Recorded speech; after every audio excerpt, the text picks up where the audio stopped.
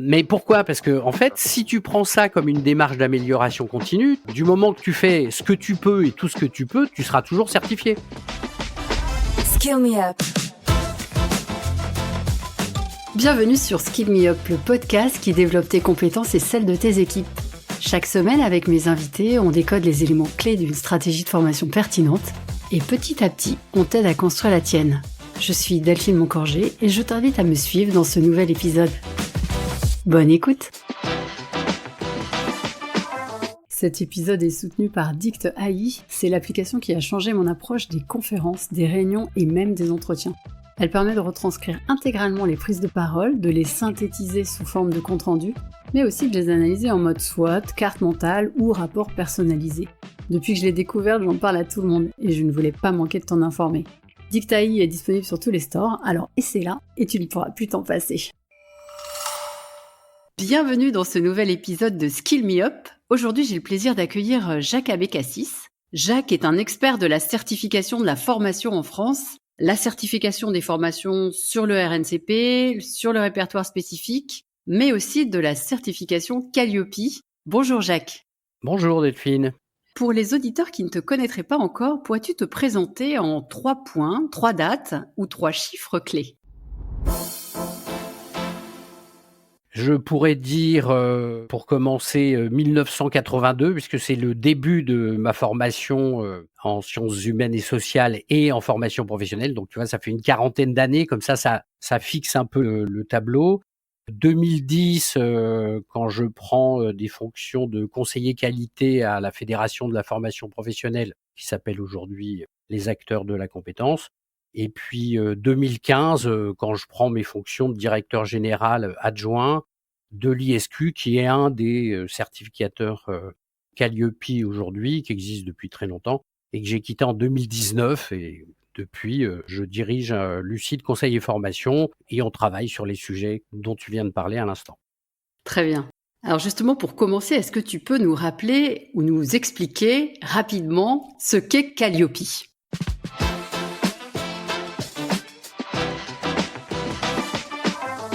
En quelques mots, donc forcément, je risque d'être un peu caricatural, mais Calliope, ça a été inventé pour mettre des critères d'accès au financement de la formation professionnelle. Pas tous les financements d'ailleurs, mais presque tous, les financements publics et les financements paritaires. Et donc, pour obtenir cette certification, il faut démontrer qu'on répond à un certain nombre de critères et d'indicateurs qui concernent le fonctionnement de l'organisme de formation, donc un peu son organisation, un peu sa gestion, et beaucoup comment on délivre les prestations de formation. Tu sais que maintenant, quand on dit formation, on parle d'apprentissage, de formation professionnelle, d'accompagnement à la VAE et de bilan de compétences. Voilà, vraiment dit très vite fait, quoi. Est-ce que tu dirais que c'est devenu un standard incontournable pour les organismes de formation ou d'ailleurs les universités d'entreprise, puisqu'elles sont de plus en plus nombreuses à obtenir cette certification Calliope ? En tout cas, c'est la plus visible. Mmh. Je ne sais pas si c'est tout à fait un standard, mais ça dépend des univers, parce que la formation, c'est un monde cohérent, mais avec des petits univers très singuliers. Tu vois, l'apprentissage, c'est pas la même chose que la formation dans les grandes écoles, ou tu vois. Et pour les organismes de formation continue, professionnelle continue. C'est très visible. Pour essayer de fixer les idées, en gros, il y a 140 000 organismes de formation, c'est-à-dire on les reconnaît ceux-là parce qu'ils ont demandé un numéro de déclaration d'activité. Ils déclarent avoir une activité de formation professionnelle. Sur ces 140 000, tu vois, il y en a 44 000 qui sont certifiés Calliope. Dans le monde de la formation, autant d'organismes certifiés en même temps, c'est énorme. Alors donc, on en parle souvent. Parfois, on ne sait pas trop à quoi ça correspond, mais on se dit certifié Calliope, c'est bien. Et alors justement, c'est marrant ce que tu dis, on ne sait pas trop à quoi ça correspond. Est-ce que tu dirais que c'est une garantie suffisante pour les entreprises pour choisir son organisme de formation ? C'est là où l'expertise rend les choses compliquées, quoi, parce que ça dépend un peu du contexte. Mais c'est vrai que c'est la garantie de quelque chose. C'est-à-dire que tous les 18 mois, l'organisme de formation en question reçoit un auditeur ou une auditrice qui passe au tamis, comme on fait en certification, c'est-à-dire de manière un peu aléatoire, passe au tamis de ces critères Donc oui, c'est la garantie de quelque chose, quoi, mais il n'y a pas de baguette magique.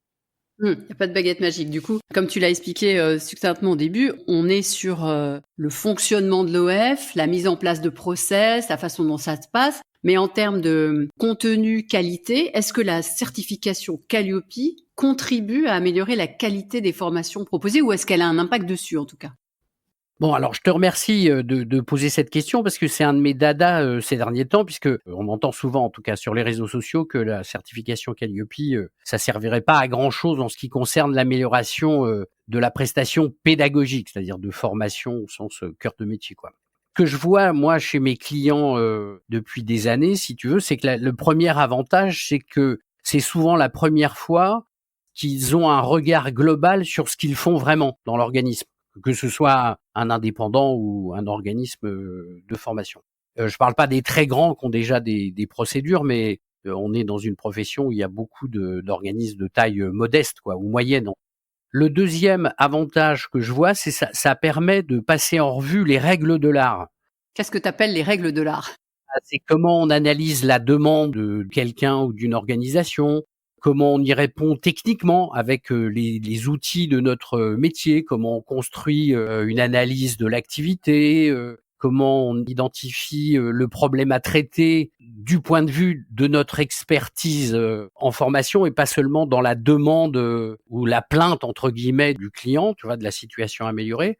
Comment on fixe un objectif pédagogique, comment on l'évalue, qu'est-ce qu'on met en termes de modalités, c'est-à-dire comment on va faire pour permettre à des gens d'apprendre à savoir faire quelque chose qu'ils savaient pas faire avant, parce que c'est ça la formation professionnelle, c'est apprendre à des gens à savoir faire quelque chose qu'ils ne savaient pas faire avant. Tu veux dire que c'est grâce à Calliope que les organismes de formation apprennent, entre guillemets, à faire leur métier? Parce que finalement, tout ce que tu viens de décrire, c'est le job, normalement, d'un formateur-concepteur ou d'un organisme de formation, non? Alors, c'est exactement ce que je veux dire, en sachant que, bien sûr, en quelques secondes, c'est une énorme caricature. Oui, oui, oui. Il y a toujours eu des gens qui connaissaient, des professionnels qui connaissaient les règles de l'art de ce métier. Mais en fait, tu vois, comme c'est un métier qui n'est pas réglementé, c'est-à-dire il faut se déclarer comme organisme de formation, mais il n'y a pas de diplôme, et c'est tant mieux parce qu'il y a des milliers de façons de former. Il y a énormément de gens qui adorent les relations humaines, qui ont envie de transmettre des choses, et ils vont construire des formations comme on ferait dans un centre de loisirs. Tu vois, c'est-à-dire qu'ils vont essayer de faire des choses intéressantes. Pendant qu'ils font ces choses intéressantes, comme quand tu es apprenant, c'est une caractéristique de ce statut temporaire, tu es plein de bonne volonté, donc forcément tu vas apprendre des trucs. En plus, si c'est divertissant, intéressant, tu vas passer un bon moment, ça va te changer de ton quotidien professionnel, donc tu vas trouver ça super.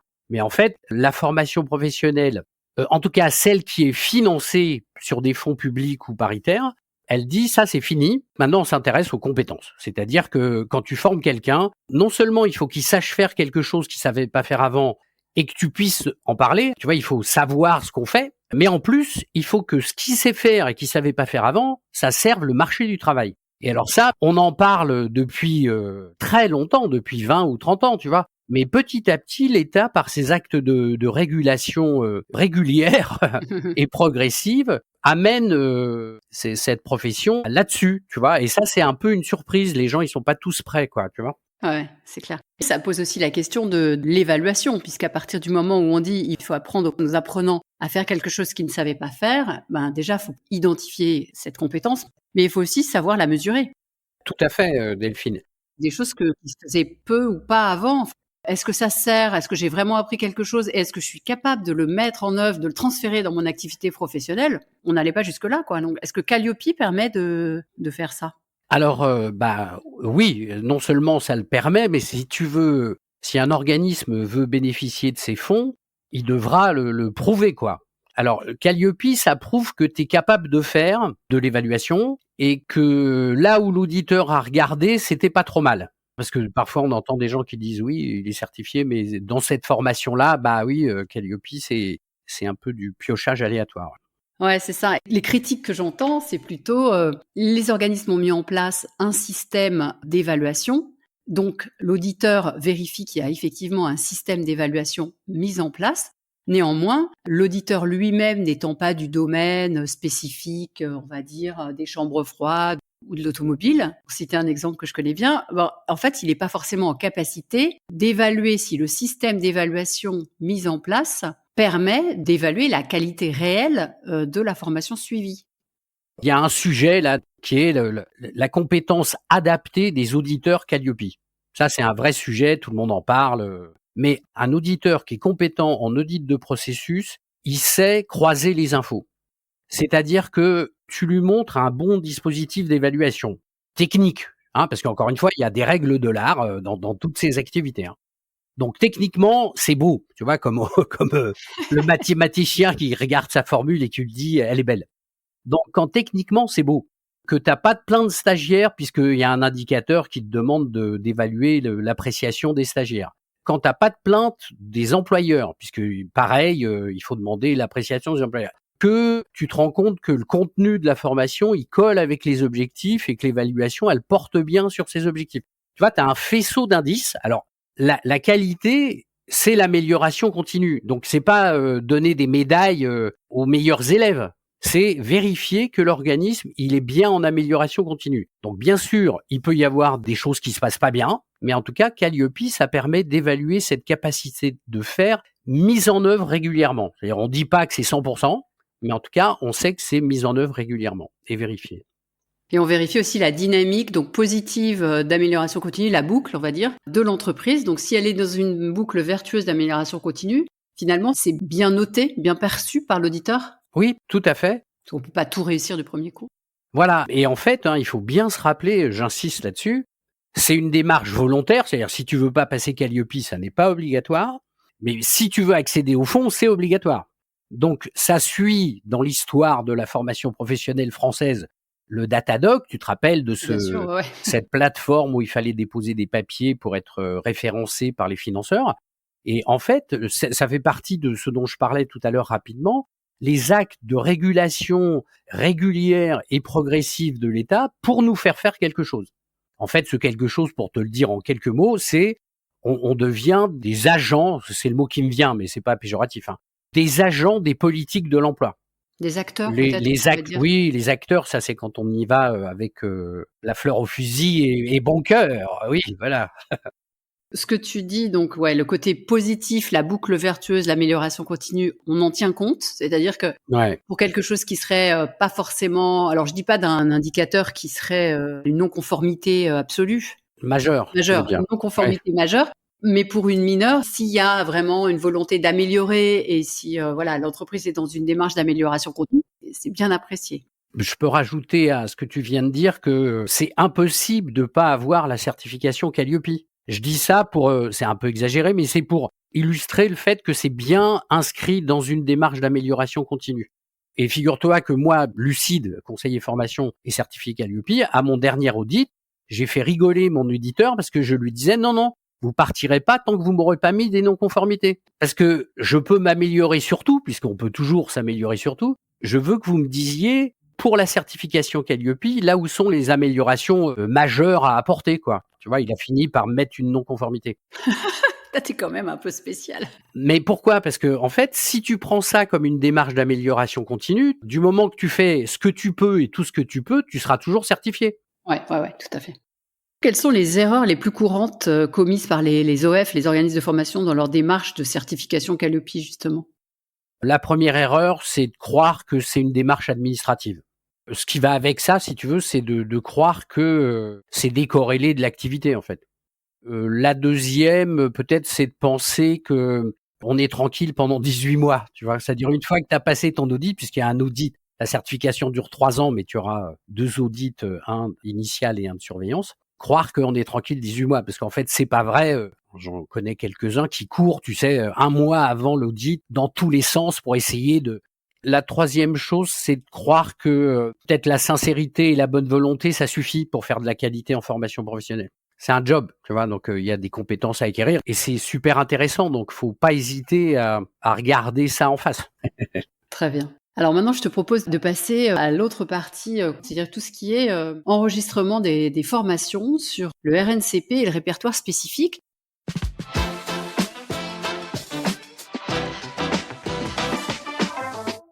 Alors déjà, pour commencer, est-ce que tu peux nous réexpliquer quel est l'intérêt de s'enregistrer sur ces répertoires et quelle est la distinction entre les deux?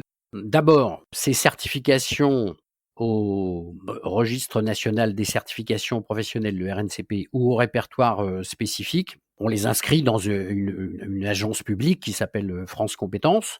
France Compétences a pour mission d'enregistrer ces certifications, donc à condition qu'on ait un faisceau d'indices sur l'intérêt pour le marché du travail de la certification en question. Tous les actes de régulation de l'Europe et de la France en particulier s'orientent vers financer des formations qui servent l'économie en quelque sorte. C'est-à-dire, pour faire tourner les boîtes, il faut des gens compétents et il faut des compétences demandées par le marché. Donc, on organise le financement pour essayer d'améliorer tout ça.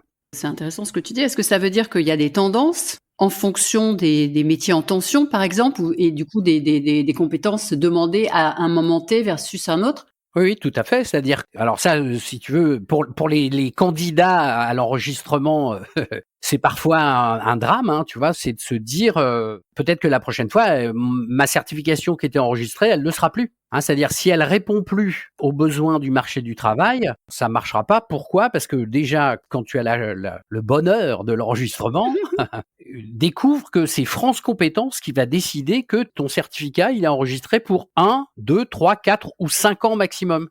Est-ce que tu pourrais nous préciser les bénéfices pour un organisme de formation, tant en termes de reconnaissance que de financement, en fait, de faire reconnaître leur formation par France Compétences?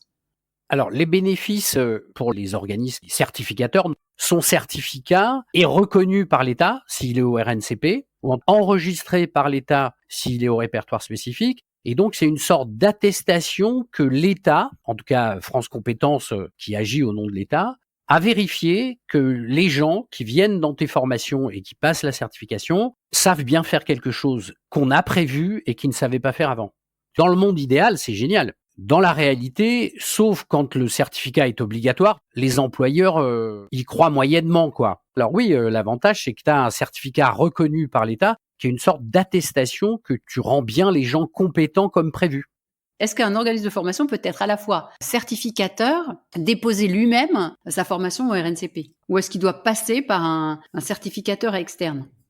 Tout est possible, c'est-à-dire que un organisme de formation peut mettre en place une ingénierie de certification pour une ou plusieurs de ses formations et envisager de déposer cette certification. Je précise, Delphine, puisque tu as parlé de déposer une formation, France Compétences ne regarde pas la formation. France Compétences regarde le dispositif de certification.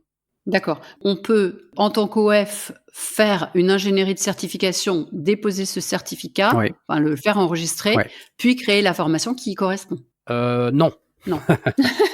France Compétences ne regarde, et d'ailleurs dans le dossier qu'on dépose, on dépose pas de formation, on parle que de l'ingénierie de certification. Là aussi, si tu veux, c'est il y a des règles de l'art. Donc France Compétences ne regarde que le dispositif de certification, mais dans cette étape de définir l'opportunité du certificat, c'est-à-dire les chercheurs en parlent, le MEDEF en parle, les salariés en parlent, et donc il y a une opportunité, il faut la mesurer avec des chiffres. Et donc, il faut bien que tu aies déjà formé des gens et en plus que tu les aies certifiés, sans financement. Et une fois que tu as fait ça pour au moins 2 promotions pour le RNCP, pour le RS, c'est un petit peu plus souple, tu dois former des gens qui aient passé le dispositif de certification sans reconnaissance de l'État et qu'au bout d'un certain temps, on les re-questionne sur « alors, qu'est-ce que tu es devenu ?» Ce qu'on veut savoir, c'est est-ce que tu mets en œuvre les compétences que tu as développées en formation ? Est-ce que tu occupes un emploi qui correspond à ces compétences? Et c'est ça qui va dire, il y a une opportunité et il y a une valeur d'usage du certificat, c'est-à-dire les gens certifiés, ils trouvent bien du boulot et les entreprises qui cherchent des candidats compétents prennent plutôt les certifiés. Quelle est la différence entre RNCP et RS? Alors, le registre national des certifications professionnelles, il enregistre des certificats en lien avec un métier. Un métier, c'est un ensemble d'activités professionnelles cohérentes entre elles, qui sont communes à des pratiques professionnelles cohérentes elles-mêmes. Donc ça, c'est le RNCP. Au répertoire spécifique, on va enregistrer tous les certificats de qualification professionnelle des branches, toutes les certifications obligatoires, Et toutes les certifications de compétences, on les dit transversales. Prise de parole en public, c'est une compétence très précieuse, mais qui est transversale. Maintenant qu'on a bien fait la distinction sur RNCP, RS en termes de type de compétences enregistrées, un organisme de formation qui voudrait que sa formation devienne certifiante. Donc c'est pas lui qui a déposé la certification, elle existe déjà. Comment il doit s'y prendre? Comment ça se passe? Dans le cas d'un organisme de formation qui n'aurait pas déposé une certification, mais qui souhaiterait soit uniquement former pour préparer des candidats à la certification, soit former et certifier lui-même, eh bien, il faut qu'il prenne contact avec le certificateur et il va passer un contrat commercial. Il va falloir payer un droit d'entrée, il va falloir payer des droits d'accès à la certification, soit des forfaits, soit on paye au nombre de candidats inscrits à la certification, soit au nombre de candidats certifiés. Et ce contrat, il doit prévoir également des informations précises que l'organisme, donc qu'on appelle habilité, devra rendre des comptes, c'est-à-dire fournir régulièrement des informations. Donc il rendra des comptes à son certificateur. À son certificateur, oui, bien sûr. Et si tu veux parler de contrôle, il rendra des comptes comme n'importe quelle personne morale sur son activité. Donc, à l'occasion du contrôle du propriétaire du certificat, le sous-traitant peut être contrôlé comme sous-traitant, justement. Voilà. Pour finir, les organismes de formation qui, eux, veulent se lancer dans une démarche de certification, c'est-à-dire déposer eux-mêmes auprès du RNCP ou du RS une certification pour ensuite créer la formation qui va bien, donc faire les deux côtés. Ouais. C'est quoi alors les principaux défis qu'ils rencontrent et comment les surmonter surtout? La première étape, c'est donc de se poser la question de quelle formation va devenir certifiante. Si on veut déposer une certification, on va se poser la question de quelle formation on choisit. Et donc, il faut tout de suite se poser la question de quelle est la formation qui répond le mieux aux besoins du marché du travail, si on veut se faire enregistrer. Parce que Delphine, il y a un truc qu'on n'a pas encore dit, je vais le dire très rapidement tout de suite, c'est qu'il n'y a aucune obligation. C'est-à-dire qu'il y a une grande part du marché de la formation professionnelle et du marché de la certification qui n'est ni certifié, ni enregistré, ni rien du tout, et tout le monde est très content, hein.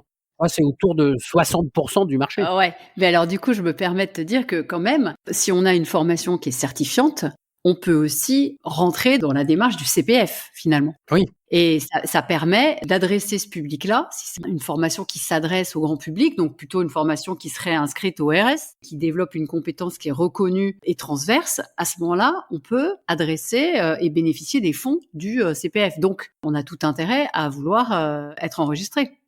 Pour des raisons économiques, tu as raison, on peut effectivement, alors non seulement effectivement, mais en fait ce que j'ai pas dit, la plupart des clients que j'accompagne vers l'enregistrement d'une certification chez France Compétences ne le font pas principalement pour faire reconnaître l'adéquation de leur certificat avec le marché du travail. Ils le font principalement pour accéder à une sorte de manne qui est le compte personnel de formation. Je refroidis un peu l'ambiance parfois sur ces sujets, y compris avec mes clients. Il faut quand même se rappeler que le CPF, il sert surtout à passer le permis de conduire. C'est-à-dire, c'est pas la manne qu'on croit. Mais quand même, hein, ça, bien sûr, ça peut être une diversification. Donc oui, ça permet l'accès au CPF.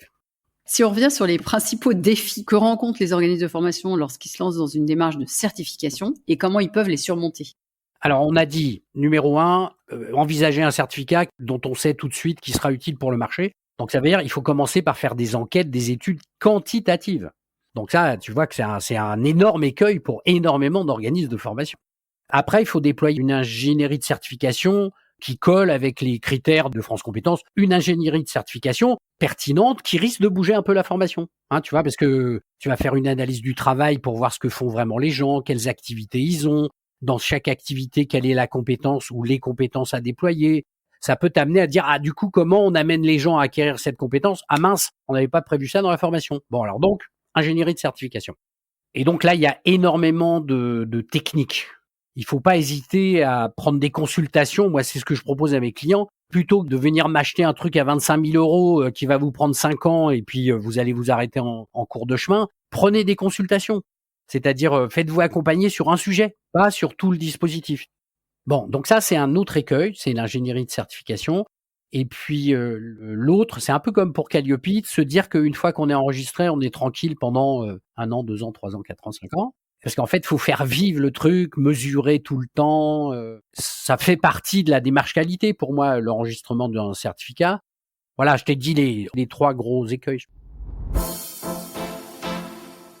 Il y a d'un côté les exigences des financeurs, on va dire, même s'il y a des intermédiaires entre les deux. Et de l'autre côté, on a les besoins des apprenants, les besoins de nos clients. Et comment on peut arriver en tant qu'organisme de formation à concilier les deux ? Bien sûr que le monde idéal que j'ai mentionné, il n'existe pas tout à fait. C'est le moins qu'on puisse dire. Il y a une différence entre la demande et le besoin. C'est normal, les gens qui nous font ces demandes, ils sont pas censés avoir notre niveau d'expertise. L'apprenant ou le client ou l'employeur ou l'entreprise, ou les pouvoirs publics d'ailleurs, nous font une demande et notre expertise, ça consiste à comprendre quel est le besoin. Et donc, il faut se mouiller pour comprendre le besoin, et puis il faut être compétent. Et donc, l'organisme de formation, il va être amené à transformer en quelque sorte la demande en besoin. On a des clients et des apprenants plus ou moins experts en expression de la demande, et puis des organismes de formation plus ou moins experts en transformation de la demande en besoin, tu vois. Parce que moi, ça n'est pas arrivé une fois, Delphine, parce que je connais un peu ce cas où, oh là là, on aurait bien fait une formation, mais on peut pas parce qu'on veut tout, quoi, on veut être financé et tout ça. On va essayer d'éviter de faire ce qu'il faut pour obtenir un résultat, c'est-à-dire obtenir notamment un financement sur une formation qui a priori n'était pas éligible. Alors que le chemin le plus court, et vraiment c'est économique, c'est élégant, c'est rapide, c'est de faire ce qui est attendu. De dire, en fait, si l'employeur ou si l'apprenant ou si le travailleur, la travailleuse indépendante me fait cette demande, c'est qu'il a un besoin. Plutôt que se dire, ah ben non, ça passera pas parce que... Non, c'est pas ça. C'est que, en fait, il y a mon marché là qui est en train de me faire une demande. Quel est le besoin ? Alors bien sûr, si je n'ai que des produits sur étagère, ça passera pas. Le chemin le plus court pour répondre à la demande d'un client, c'est de comprendre son besoin. Et si je le trouve pas, c'est pas grave, mais ça me donne une piste d'amélioration. Il y a un sage chinois dont je te passe le nom qui disait « La difficulté que tu rencontres te dit le chemin qu'il te reste à parcourir ». C'est-à-dire que j'ai pas compris le besoin de mon client alors qu'il y avait une demande. Une bonne question, c'est de se dire qu'est-ce que je dois apprendre pour savoir identifier ce genre de besoin, parce que quand ça arrive une fois, ça arrive souvent en fait. Donc il y a un truc à faire.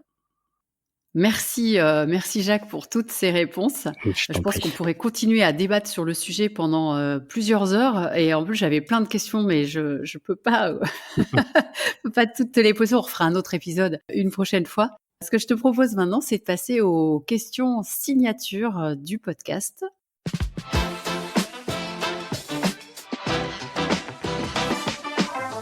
La première que je voudrais te poser, c'est justement, ça correspond à un critère Calliope, je crois que c'est le 6-25, c'est comment fais-tu ta veille ?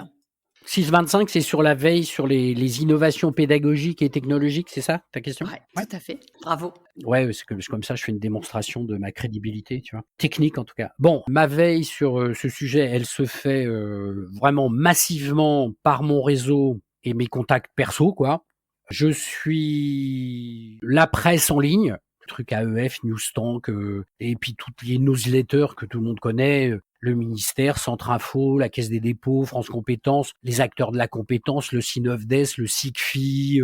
Je passe beaucoup de temps professionnellement sur les réseaux sociaux et massivement sur LinkedIn. Et puis, ils m'ont autorisé à en parler. J'ai créé un groupe en 2019 qui s'appelle la SWAT Qualité sur LinkedIn, et que tous les mercredis soirs à peu près, on se réunit 1 heure à 2 heures pour échanger entre nous. Enfin, donc c'est un groupe continu. C'est des professionnels, des auditeurs, c'est des certificateurs, ouais. Des auditeurs, des dirigeants d'organismes de formation de toute taille, des formateurs indépendants, tous les gens du métier. On est une quinzaine, donc on n'est pas une bande énorme. Donc ça me sert à faire ma veille, tu vois. Ma deuxième question, c'est quelle est la formation qui a le plus eu d'impact sur toi et pourquoi ? En fait, j'ai envie de dire ma formation continue, tu vois. Ouais. Voilà. C'est ça qui a le plus d'impact sur moi. C'est-à-dire que j'arrête pas de changer d'avis. Donc il n'y a pas une formation en particulier, mais c'est le process, quoi, encore une fois. C'est ça, oui, c'est un peu une déformation peut-être, mais oui. C'est l'amélioration continue finalement. C'est ça. Et surtout, les occasions de formation. C'est-à-dire, quand je parle de formation continue, ça veut dire des webinaires, des rencontres, des séminaires, des colloques, écrire des articles, se confronter au réel, tu vois, voilà. Si tu pouvais donner un seul conseil à un directeur d'organisme de formation ou d'université interne qui souhaite obtenir la certification Calliope, ce serait quoi? Pour une fois, je vais te faire une réponse courte, c'est écrire ce qu'ils font vraiment. Tu vois, c'est-à-dire on prend le guide de lecture des critères et des indicateurs Calliope avec des informations complémentaires pour mieux comprendre ce qui est attendu. Le conseil que je lui donnerais, ce serait de prendre cette V9 et de regarder ce que l'organisme fait vraiment au regard de ces indicateurs. Vraiment le plus simplement, le plus bêtement, on ramasse pas les copies, donc on peut tout dire et tout se dire, et à partir de là, tout est possible. Quelle actu récente ou prochaine aimerais-tu partager avec nous? J'ai pas d'actu perso particulière à partager, mais je pense que tout le monde attend avec impatience de connaître le nom du ou de la ministre auquel ou à laquelle sera rattachée la formation professionnelle continue. Donc, puisque du coup, en fonction de ces premières déclarations, on verra ce qui va se passer. Je rappelle qu'il y a la réforme n'est pas finie, n'est-ce pas? Il se passe encore des choses. Très bien. Dernière question, est-ce que tu aurais une suggestion d'invité pour un prochain épisode de Skill Me Up? Bah écoute, justement, le prochain ministre. Bah pourquoi pas, tu vois. Ou sinon, tu te rappelles que dans le dernier gouvernement, il n'y avait pas de ministre, il n'y avait pas de secrétaire d'État à la formation professionnelle, puisqu'on est devenus des acteurs du développement de la compétence et plus des organismes de formation. Et donc, ce sera le ministre, ou je doute qu'il y ait un ministre là-dessus, mais par contre, tu vas peut-être pouvoir inviter un délégué ministériel, un secrétaire d'État, va savoir. Ok, bon, on va y réfléchir alors. En tout cas, merci Jacques pour tous ces renseignements, toutes ces informations que tu as partagées avec nous. Et aussi ta passion, puisqu'on voit quand même que c'est ce qui t'anime depuis quand même toutes ces années, cette passion pour la formation professionnelle. Donc, merci beaucoup pour ce que tu as partagé avec nous. Merci pour ton invitation, Delphine. Ça m'a fait plaisir de pouvoir m'étendre encore sur tous ces sujets. Bah, écoute, je te dis à très bientôt. Bientôt. Et au revoir. J'espère que cet épisode t'a inspiré. S'il t'a plu, pense à ajouter plein d'étoiles sur ta plateforme d'écoute. Et si tu veux booster ta stratégie de formation, contacte-moi sur LinkedIn. Rendez-vous la semaine prochaine avec un nouvel invité. D'ici là, abonne-toi, belle journée et à très vite.